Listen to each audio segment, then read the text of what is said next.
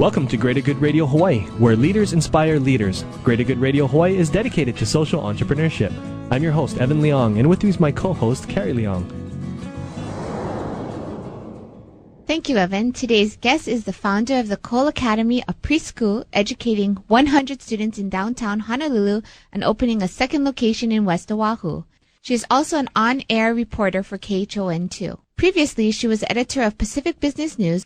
Our guest has been recognized as a top business journalist for the entire western region of the United States by the Small Business Administration.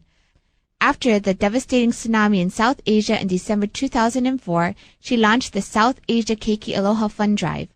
In just the first 2 days, the fund raised more than $20,000. Today, the total is nearly $50,000 and it is UNICEF's largest school achievement in the nation.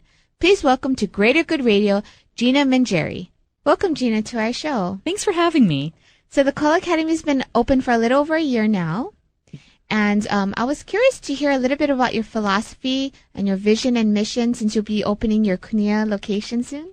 The philosophy when I opened the school, I was a new parent, and I just wanted a better choice in early childhood education. All the studies say how important those years are, and I just wanted to see a school that was truly dedicated to all of the things that are supposed to bring good quality. Low ratios, small classes, a beautiful setting, and of course, safety and security as something that's also number one. So that mission has never changed. When we opened the school, it did break ground in a lot of ways, starting with safety and security. We have biometric fingerprint scanning at the door and surround digital video equipment and just things that you don't see in preschools. Add to that some ratios and class sizes that were really unheard of. We started at 1 to 3 with our youngest children and only go to 1 to 8 with our very oldest children. And that's, in many cases, less than half the size of the what is otherwise still a good quality preschool class at another school. So that was in great demand. And we filled up pretty quick downtown at that downtown school. The waiting list exceeds a year for babies and the younger children. And so we looked at our waiting lists and we said, where are these parents that need this care so much? It was just a groundswell of interest, and most of it was West Oahu, as well as some people from town. But the biggest area was, gosh, we better do something for West Oahu. So we found a great location out in Kunia, real convenient for Ewa Beach folks and Kunia, Kapolei, and they don't have to go down into Ewa Beach because it's just up the street instead. So I think it'll be something really convenient for people. But the philosophy is just to try to bring the highest quality early childhood education to as many parts of the island as we can. When you started off in downtown, how did you determine that you were going to do that downtown location? Because there's not a lot of preschools downtown. No, yeah, it was kind of unheard of. It's parent care as much as it's child care. Parents need that kind of service as much as their child does. Meaning, you got to work.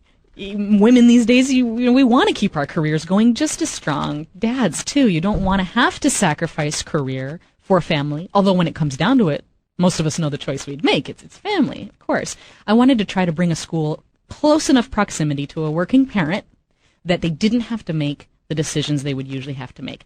I better leave work an hour early because I got to drive all the way to my preschool and pick him up. Or this way, you can drive into town with your kid rather than dropping them off at 6 and heading in. You could drive all the way in, drop them off at 7:30, get to work at 7:35, leave close to 6. That's a good long day at the office.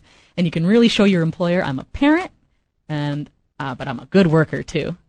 How did you come about determining that location? Did you guys do data? Was it from a lot of feedback that you got, maybe from people when you're working at PBN, or how Sure. did that I mean, come the about? location, I knew that we wanted it to be in central downtown Honolulu. Uh-huh. And fortunately, the downtown's not that big in terms of square blocks. So we figured any building that has the qualities of a building that we need will be a fine choice, whether it's down at Merchant and Bethel or up at Alakea and Baratania. We sort of have those boundaries to downtown.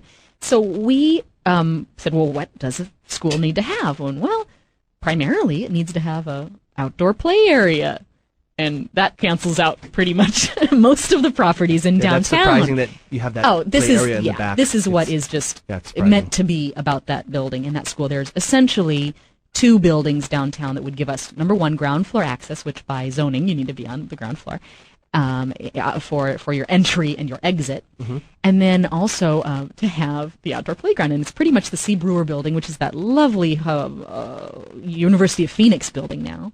And then this building. And that's pretty much it with a private courtyard. Mm-hmm. Remarkably, that building was vacant. It had been Honolulu Publishing for a number of years, and the Honolulu Magazine.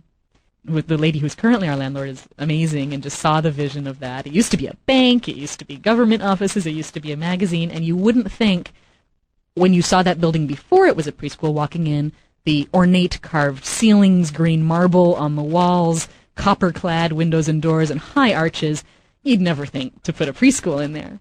But now that it is, a lot of people come in and they say, wow, it couldn't be anything different. It's just a glorious, amazing place, and the children and parents alike, I think, walk in and go, wow. I think it makes a difference for kids. And it's serene, is the best word I can think. Despite the hubbub and the energy that's in there, there's a grand player piano at the door when you walk in, and it's just kind of a place that's unusual for children that young.